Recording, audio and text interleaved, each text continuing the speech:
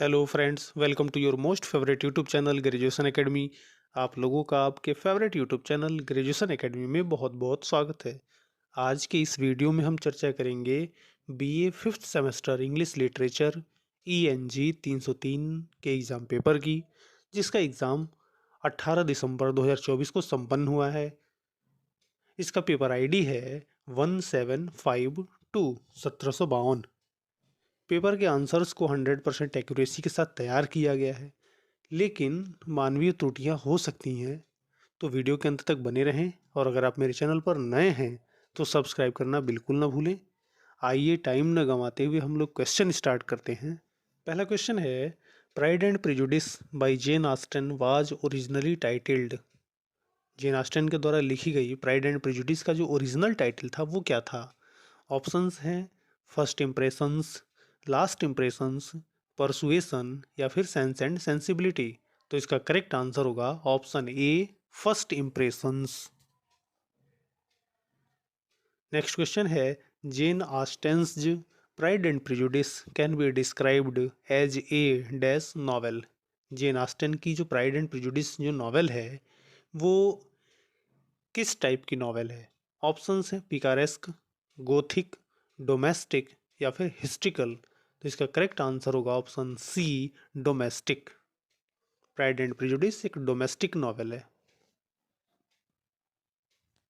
Question number 3 है, who in pride and prejudice makes the following remark. नीचे जो statement दिया गया है वो प्राइड एंड प्रेजुडिस में किसके द्वारा बोला गया है? स्टेटमेंट है, pride relates more to our opinion of ourselves, vanity to what we would have others think of us. Options हैं एलिजाबेथ, मैरी, मिस लूकस या फिर लीडिया। तो इसका करेक्ट आंसर होगा option B, Mary. Next question है, in pride and Prejudice what is the name of mister Darcy's estate. Pride and prejudice में mister Darcy का जो एस्टेट है उसका क्या नाम है? ऑप्शंस हैं रोजिंग्स, मेरिटन, नीदरफील्ड पार्क या फिर पेम्बरले। तो इसका करेक्ट आंसर हो जाएगा ऑप्शन डी, पेम्बरले। डार्सी के एस्टेट का नाम पेम्बरले है।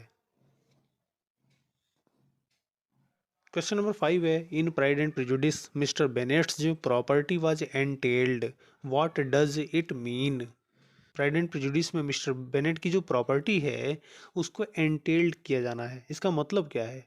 ऑप्शंस हैं the property was leased to another person, the property was far away, the property was to be inherited by a male heir only या फिर the property had to be sold. तो इसका correct answer होगा option C, the property was to be inherited by a male heir only. Mister Bennet की केवल बेटियां ही थीं, तो उनकी जो प्रॉपर्टी थी केवल मेल उत्तराधिकारी को ही सौंपा जा सकता था। In pride and Prejudice how many marriage take place. Pride and Prejudice novel में कितनी शादियां होती हैं? ऑप्शंस हैं 5, 4, 3 या फिर 2। तो इसका करेक्ट आंसर होगा ऑप्शन बी, 4। नेक्स्ट क्वेश्चन है, in pride and Prejudice Wickham claimed that Darcy denied him the living of which profession. Options हैं an officer, a clergyman, a barrister या फिर ए लॉर्ड। तो इसका करेक्ट आंसर हो जाएगा option A, an officer. Question number 8 है, in pride and Prejudice Lydia and Wickham's elopement distresses Elizabeth because. Pride and prejudice में Lydia और विकहम भाग जाते हैं, तो इससे एलिजाबेथ क्यों परेशान हो जाती है, उसका क्या कारण है? ऑप्शंस हैं she herself was in love with Wickham, Lydia is so young, Wickham has no income या फिर the scandal will permanently disgrace the family. तो इसका करेक्ट आंसर होगा option D, the scandal will permanently disgrace the family. Elizabeth इस बात को लेके चिंतित थी कि इन लोगों का भागना परिवार के सम्मान को पूरी तरीके से खत्म कर देगा। नेक्स्ट क्वेश्चन है, in Oliver Twist Edward Leeford is the real name of which character. Oliver Twist में एडवर्ड लिफोर्ड किस कैरेक्टर का रियल नाम है? ऑप्शंस हैं मॉन्क्स, फैगिन, ब्राउन लॉ या फिर आर्टफुल डॉडजर। तो इसका करेक्ट आंसर हो जाएगा option A, monks. Where was Oliver Twist born? यहाँ मिसप्रिंट है, फॉर्म लिखा हुआ है जबकि बॉर्न होगा। ओलिवर ट्विस्ट का जन्म कहाँ हुआ था? ऑप्शंस हैं a home for young orphans, a workhouse in 1830s England, a chimney sweep's house या फिर ए लोकल अंडरटेक्स हाउस। तो इसका करेक्ट आंसर होगा option B, a workhouse in 1830s England. Next question है in Oliver Twist who is referred to as the Jew? Oliver Twist में Jew किसके लिए उपयोग किया गया है? ऑप्शंस हैं Jack Dawkins, Bill Sikes, Monks या फिर फैगिन। तो इसका करेक्ट आंसर होगा option D, Fagin. In pride and prejudice the marriage of mister Collins and Charlotte Lucas can be described as a. Options हैं, ऑप्शन ए है marriage for love, option B है marriage for convenience, option C है marriage for social mobility और option D है marriage for the sake of family. तो इसका correct answer होगा option B, marriage for convenience. Question number 13 है Oliver Twist was written by Charles Dickens as a protest against age. Oliver Twist जो Charles Dickens के द्वारा लिखा गया है वो किसके प्रोटेस्ट के विरोध में लिखा गया था? चार ऑप्शंस हैं। ऑप्शन ए है the Reform Act 1832, option B है Poor Law of 1834, option C है द रिफॉर्म एक्ट ऑफ 1867 और ऑप्शन डी है द रिफॉर्म बिल ऑफ 1884। तो इसका करेक्ट आंसर हो जाएगा option B, Poor Law of 1834। Oliver Twist first appeared in the magazine named. Oliver Twist पहली बार किस मैगजीन में प्रकाशित हुई थी? चार ऑप्शंस हैं Blackwood magazine, Bentley's Miscellany, the Edinburgh Review या फिर क्रिश्चियन ऑब्जर्वर। तो इसका करेक्ट आंसर होगा option B, Bentley's Miscellany. Question number 15 है in Oliver Twist what is the ultimate fate of Fagin? Options हैं he is departed to another country, he is sent to prison, he dies of illness या फिर he is executed. तो इसका correct answer होगा option D, he is executed. Fagin को अंत में फांसी दे दी जाती है, फांसी देने के कारण ही उसकी मृत्यु होती है, इसलिए इसका ऑप्शन डी सही है। Charles Dickens in Oliver Twist offers a critique of. चार ऑप्शंस हैं। ऑप्शन ए है school education system, option B है the upper class society, option C है वर्क हाउस सिस्टम और ऑप्शन डी है प्रिजन सिस्टम। तो इसका करेक्ट आंसर होगा option C, workhouse system. Charles Dickens ने ओलिवर ट्विस्ट में वर्क हाउस सिस्टम की आलोचना की थी इस कहानी के माध्यम से। नेक्स्ट क्वेश्चन है the sub title of the novel Oliver Twist is. Oliver Twist का सब टाइटल क्या है? चार ऑप्शंस हैं the orphan boy, a rake's progress, the parish boy's progress या फिर ब्लैक हाउस। तो इसका करेक्ट आंसर होगा option C, the parish boy's progress. In Oliver Twist who is revealed to be Oliver's biological father. Oliver Twist में Oliver का biological father कौन था?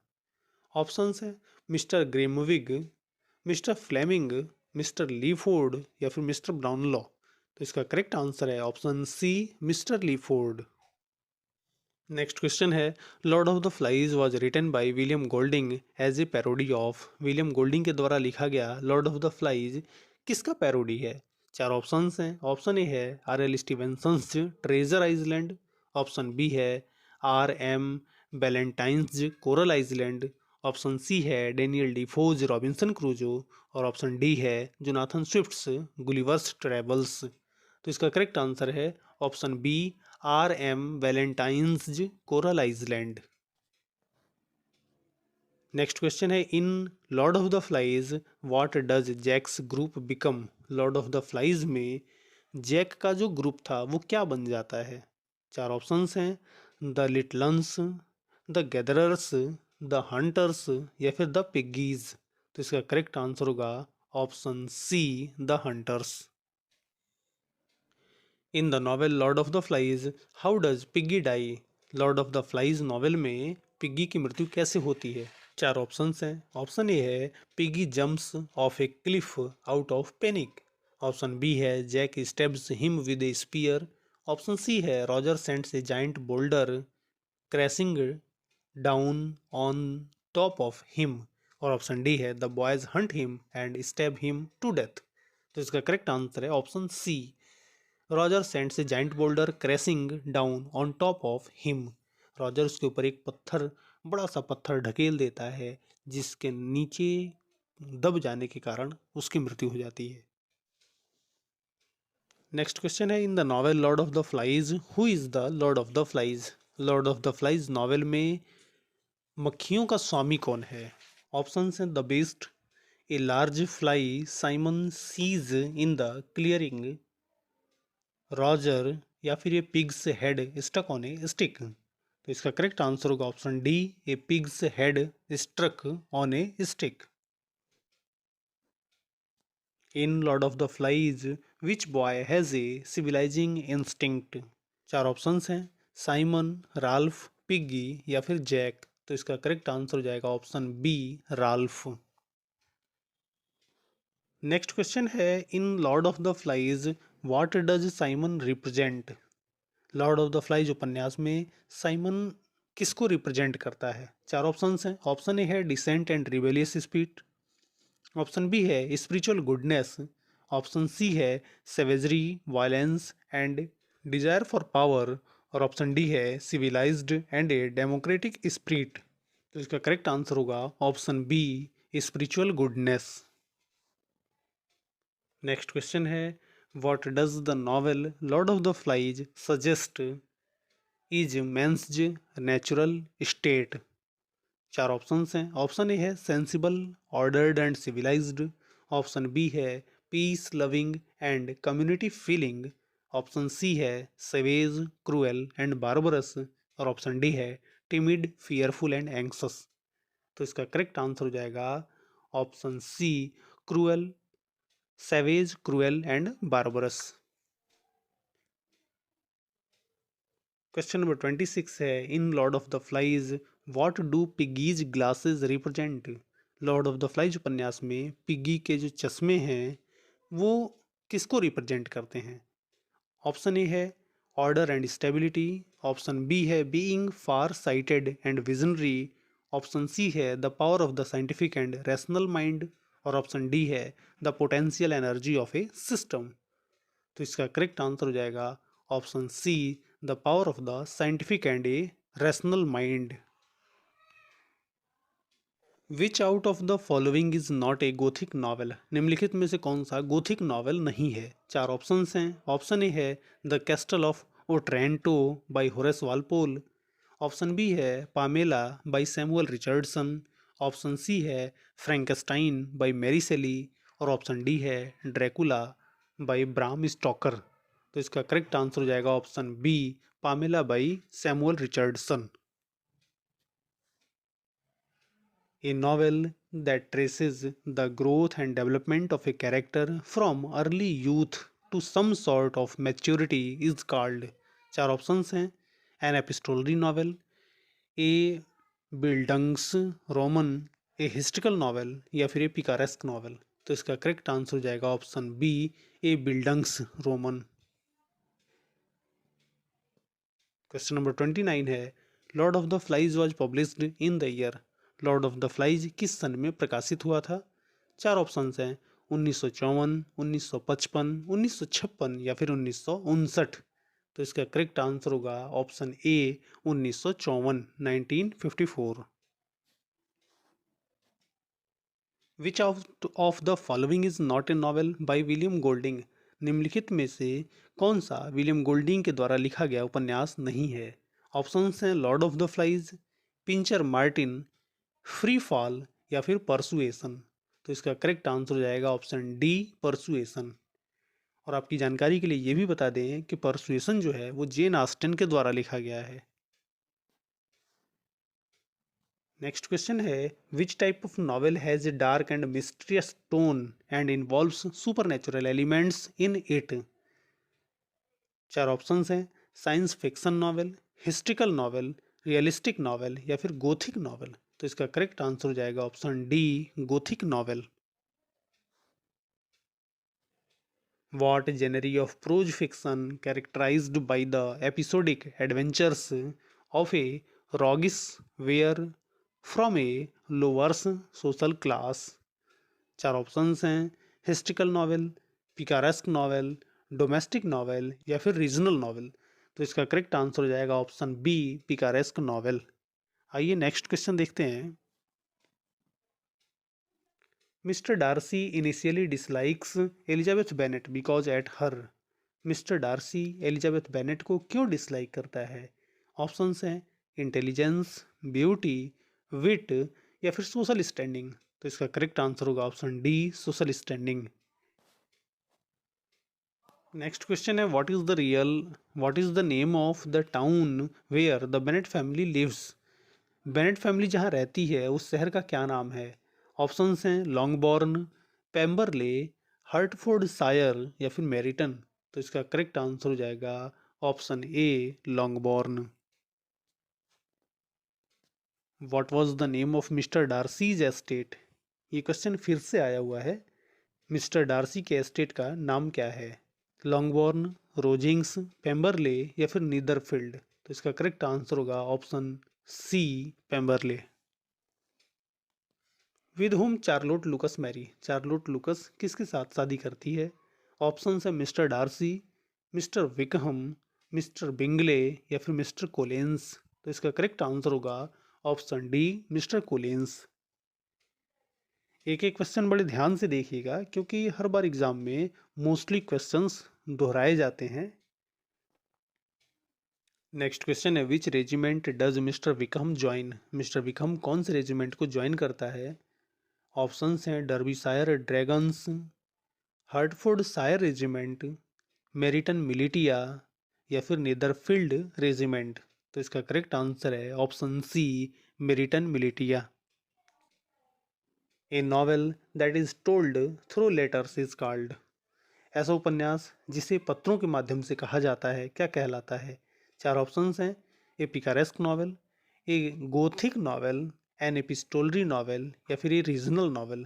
तो इसका करेक्ट आंसर होगा option C, an epistolary novel.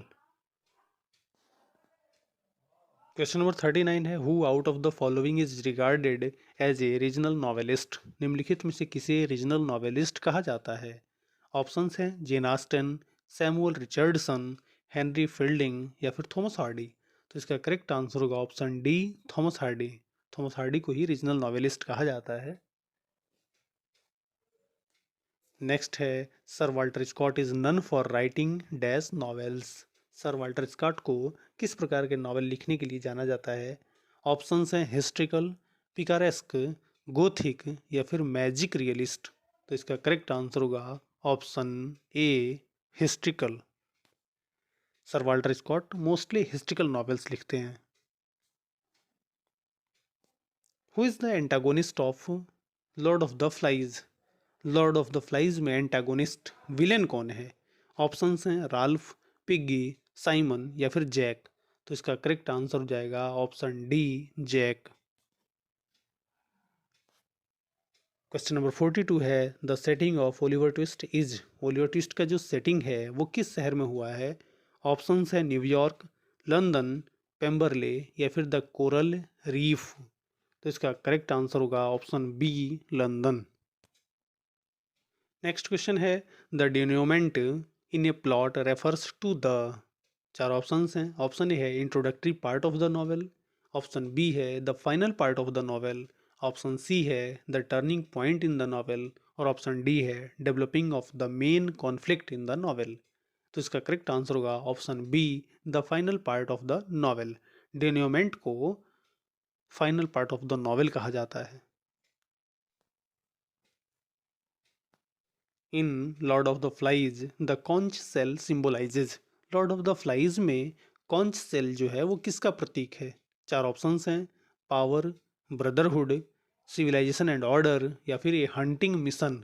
तो इसका करेक्ट आंसर होगा option C, civilisation and order. Conch shell civilisation और ऑर्डर का प्रतीक है। Pride and prejudice uses the dash narrative technique. Pride and prejudice में किस प्रकार के नैरेटिव टेक्निक का प्रयोग हुआ है?